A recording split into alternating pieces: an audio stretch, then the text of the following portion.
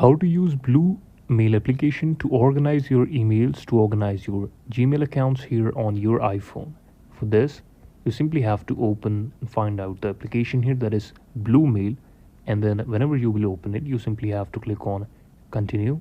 If you don't have an account, simply sign in. You have to enter the email address that you use regularly with your account here.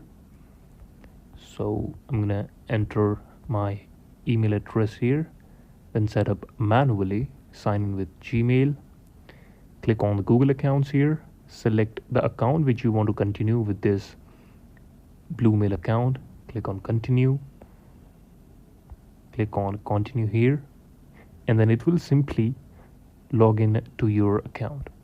Now after that, you can see all the things on your Blue Mail application. You can organize email address, you can organize your emails, you can reply, you can see the messages and do anything from this one application. This is how you can exactly do it. Thank you so much for watching this video, and please subscribe to the channel.